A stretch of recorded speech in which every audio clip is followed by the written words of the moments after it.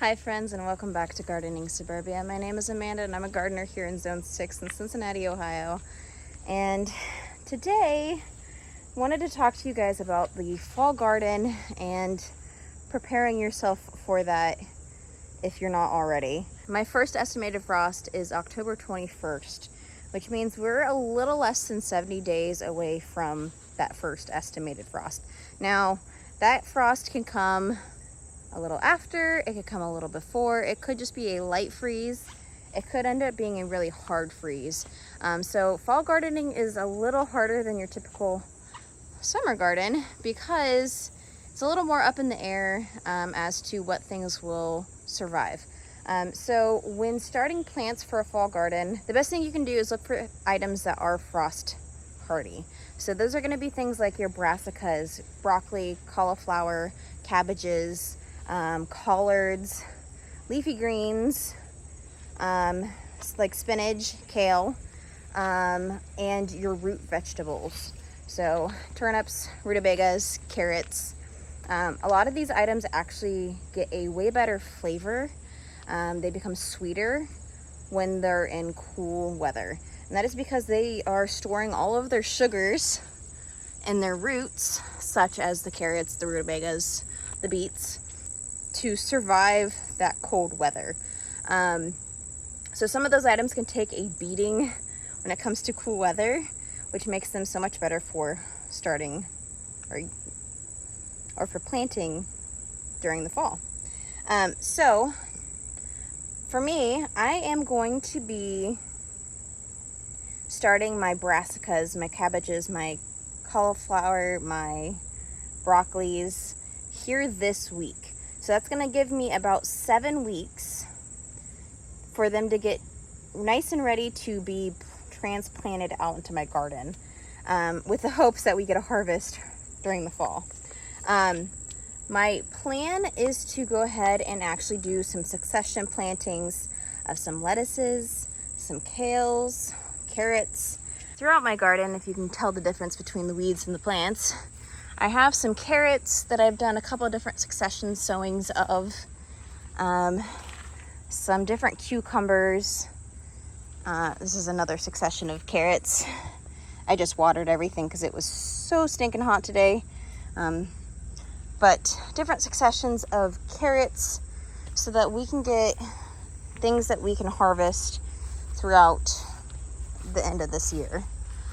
So my next goal would be to start some carrots, or actually I'm going to do some beets in this bed down here because we have lots of free space down here. But before it gets super cold, I want to go ahead and actually do a cold frame in my garden this year. So cold frame is essentially just a raised bed that has a glass lid to it, and it's enclosed. So it's kind of similar to a greenhouse. I've never had a cold frame. I've never grown in a cold frame. So this is going to be an experiment again this year for me, along with the little greenhouse here. So in this bed right here, my wooden bed, I'm going to be adding a window that I have in my garage on top of this to make a cold frame, so that I can have some lettuces that can go through the winter, and hopefully we can get some good harvests on, so that we can get some fresh nutritional greens during those cold days here in Ohio. But I just wanted to get on here and remind you guys that unfortunately the summer garden has almost got to its peak, and we're slowly going down the decline. It is still extremely hot. My garden is completely unruly, just overrun. I love it. It's glorious, but it's been extremely hot. The mosquitoes have been unbearable, as per usual in my garden.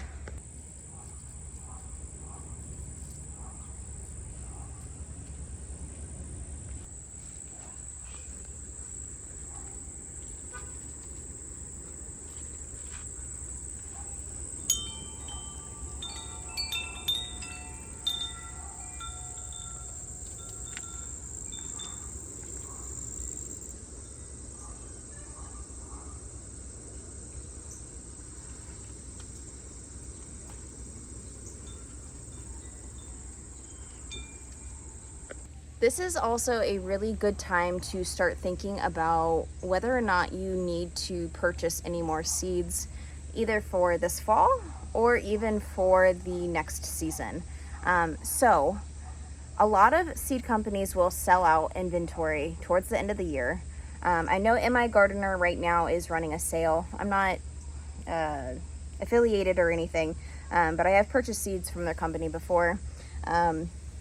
And I went ahead and I actually did put in not a huge order, just a modest order with MI Gardener just this past week, just because I knew I needed a few seeds for the fall, some bunching onions, as well as some beets. And then, of course, there were some red tomatoes that caught my eye.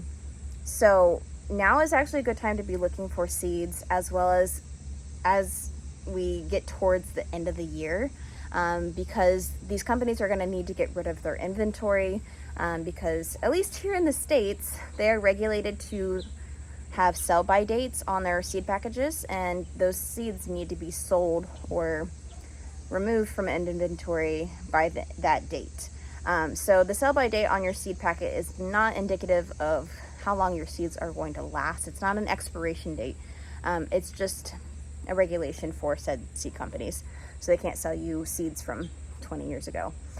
So most seeds actually do keep their germination rate throughout the years if they're kept in a cool, dry area. Obviously, if you leave them in the sun or in a puddle, that's going to greatly decrease their germination rate. And that also includes things like onions, and there may be a few other seeds that are varieties, types of plants that lose germination rate like exponentially throughout time. So onions are one of those, so definitely one of those ones that I'm going to be repurchasing for this upcoming year, so I can go ahead and get a way better harvest of onions than I did this year. I did get a good harvest, but I want to get better every single year, and this year was better, but I want to get even better. So I actually am getting ready to harvest my second succession of potatoes. This year I decided to do a planting of potatoes, same three varieties that I had in my garden, but I did a succession in my Greenstalk. So this is the Greenstalk original planter. I've never done this before, and I have no clue how well this turned out. Although I can tell you I see a potato, so I know I at least got one potato. I'm excited to see how this turned out. Together we harvested, this looks really pitiful, but I'm hoping that this guy will flop back. This needed water so bad. But this is where we had our potatoes that we harvested together just earlier this season. And then in the grow bags right here and here, I went ahead and I harvested these two things, and it was such a pitiful harvest. I didn't even record it. And I was excited just to see what was in here, because they looked really good, but these guys had almost no potatoes in them. And I really think this was because of the soil that I had in these containers. This one had a better success rate of potatoes just because I had like a nicer soil in it. But this one I had the same soil that this bed had, and this bed had some severe stunting earlier this year before I gave it a bunch of different applications of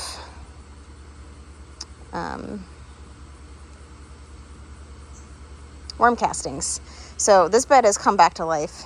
It looks so good. I'm so happy with all of the zinnias that we got in here, and the dahlias are starting to put off their blooms. This guy's a little past prime, but the dahlias are popping back. Everything looks great besides like the pumpkins and whatnot that I put in the corners. Those guys, they're not going to do anything. But I left these two grow bags. I left these two grow bags simply because this was a different soil, and I thought maybe they would have a better success. Plus, the greens on them were still green. Although now they're starting to get really crispy on most of them. So I think I'm actually gonna harvest these guys as well. But I'm gonna start with the Greenstalk because I am super excited to see how well this did. So throughout this year, I have been adding amendments to my Greenstalk to really try to keep it well fed with nutrients. So I'm really hopeful that we've got some good potatoes in here. Again, I did 3 different varieties in here, and this is definitely, yeah, there's gonna be some potatoes in here. So this thing was already like starting to spread, and the top watering disc that you put your water into this Greenstalk was starting to not sit nicely on it. So I figured it was getting filled out, and I think it was. Woo.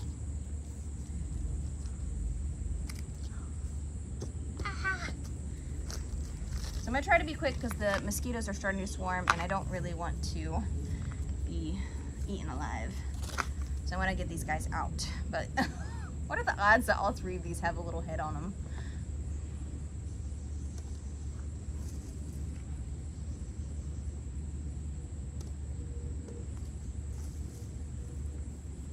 Oh, I'm so excited. I'm definitely going to weigh how many potatoes I got from this Greenstalk, because it is looking good so far. Yeah, it's looking really good. So I'm gonna try my best not to get all this soil everywhere. I'm gonna have to go back and look to see how many potatoes or seed potatoes that I actually put in here, because I don't remember. There's the seed potato, or what's left of it.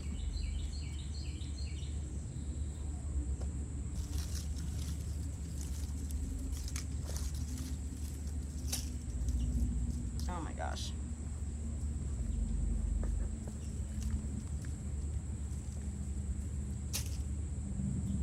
I'm gonna be so happy if the Greenstalk ended up being the most successful way for growing my potatoes, because it'll be so unexpected. Oh my god. Look at that. Oh my god, it's full of potatoes.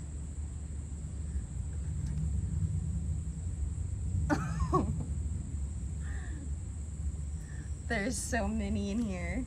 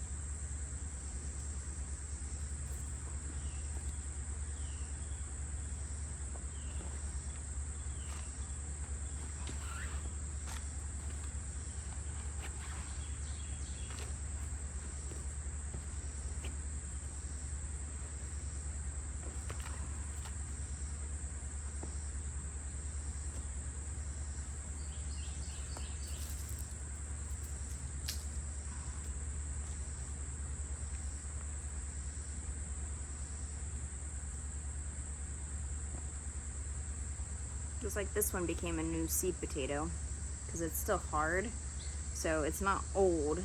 It's not the original seed potato, but it looks like it might have set off sprouts to become a new seed potato. Which I might have waited a little too long to harvest the Adirondack Blue. That's these guys. They might have started to become seed potatoes, so I waited too long.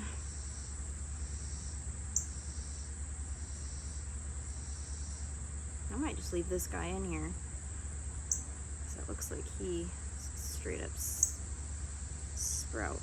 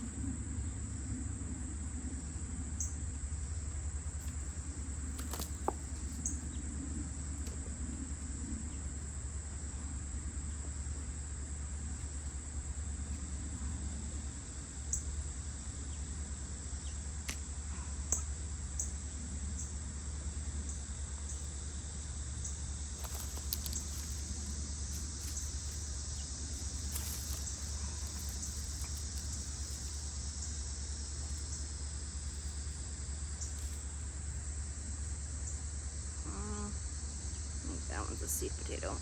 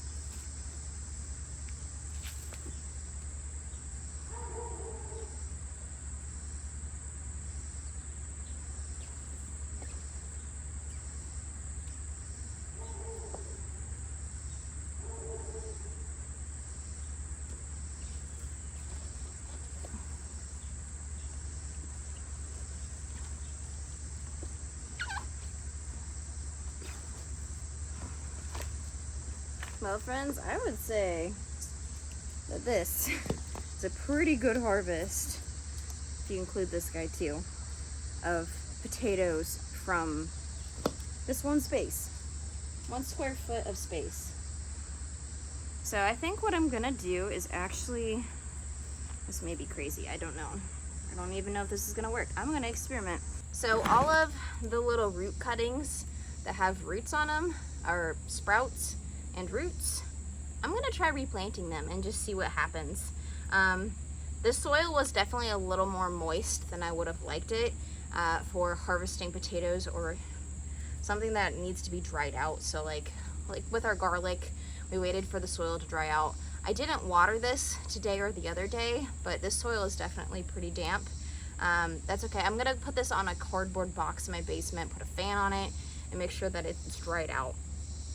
But we're gonna experiment a little bit. I've never done this. We're gonna see how it works out. We've got a couple of these little sprouts that have roots. We're gonna see if we can grow some potatoes from these sprouts. And I may even just make the whole thing an experiment. So we've got a couple of these Adirondack purple, Adirondack blue, whichever one they are. They're purple to me, but I think they're called blue. So we're gonna put all of our good soil back in here and see if we can grow some more potatoes from these sprouts for potentially another succession of potatoes. And that would be super exciting.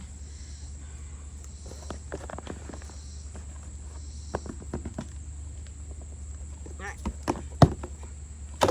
So we got our soil back in here. We're just gonna plug these guys in here.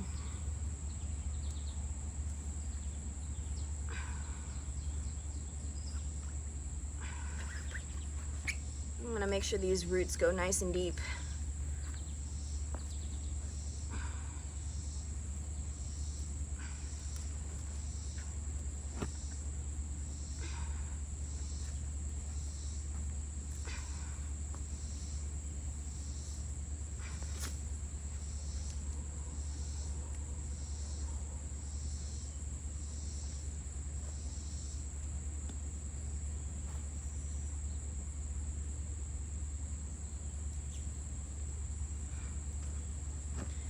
One little one, 2 little ones.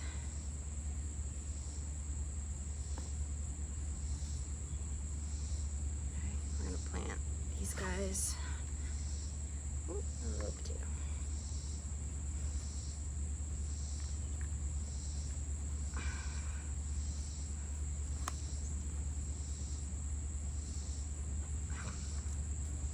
Now I'm sure there are plenty of people who have done this before. I have not. So I'm gonna get some new experience and see if we can grow some potatoes from some sprouts. So there we have it. So each pocket has its own little sprout. This one has 2. So we'll get this guy back up on my Greenstalk, and all of these guys will be put into the basement so they can cure. So I just thought of something that I wanted to add in real fast, because I just thought of it. This is also a really good time to start thinking about what seed garlic you want to be purchasing, what kinds of garlics, as well as where you want to be buying garlic from. So a lot of those big seed companies are doing pre-orders. You can also find some more local garlic growers in your area. So I am actually this year going to be purchasing garlic from a local greenhouse, as well as from Mad River garlic growers. I went ahead and I was talking to them about why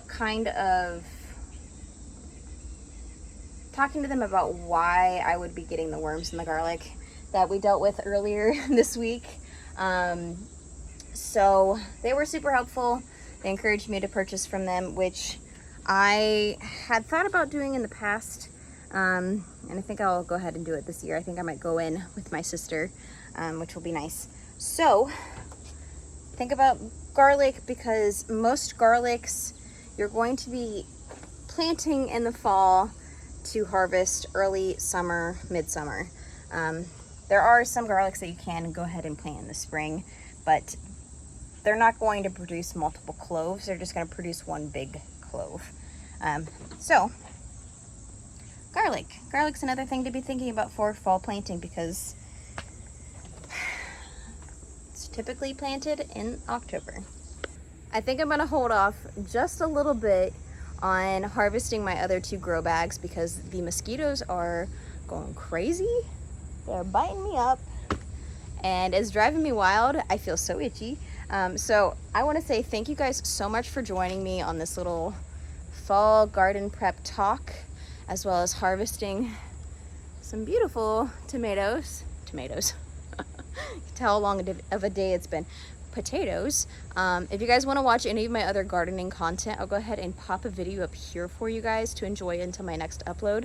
But until then, thank you guys so much for spending time with me, and I will see you guys in the next video.